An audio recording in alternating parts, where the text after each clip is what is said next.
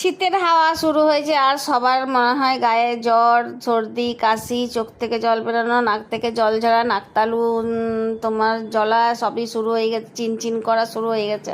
তো এই টাইমে কি মনে হচ্ছে যে একটু ঝাল ঝাল চিকেন খাই? তাহলে দই চিকেনটা চটপট করে বানিয়ে নাও। আমার এই মায়ের চটজলদি রান্নাঘরের রেসিপিটি দেখে পড়ে।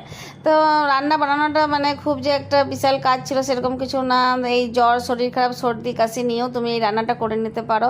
কারোর জন্য তোমাকে অপেক্ষা করতে হবে না, মানে যে কেউ এসে রান্নাটা করে দিলে ভালো হতো সেরকম ভাবতে হবে না। আর একটা টেস্টি খাবারও হবে আর খেতেও ভালো লাগবে। তো চলো তাহলে বানিয়ে নিই। তো আমি প্রথমে কী করেছিলাম না, পেঁয়াজ ছাড়িয়ে নিয়েছিলাম, কুচি কুচি করে কেটে নিয়েছিলাম, কেননা আমি মাংস রান্নায় কখনোই পেঁয়াজ বাটা দিই না।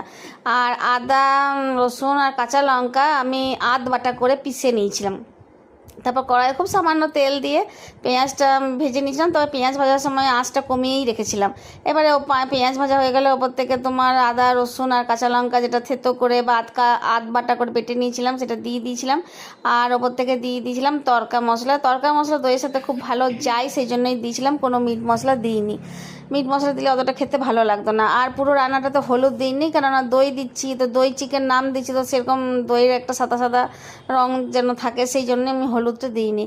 আর তোমার তারপরে চিকেনগুলো দিয়ে দিলাম, দিয়ে চিকেনের সাথে বেশ ভালো করে প্রথমে একটু দই দিয়ে দিয়েছিলাম। দেখতেই পাচ্ছ যে দইটা আমি কিন্তু ফেটিয়ে নিইনি, এরকমই দিয়ে দিয়েছিলাম, কারণ রান্না করছি, রান্না করার সময় আর অত দইটা মানে ফেটানোর দরকার পড়ে না। দিয়ে রান্নাটা ভালো করে কষি যখন মানে তোমার তেল বেরিয়ে এলো তখন জল ঢেলে ফুটতে দিলাম।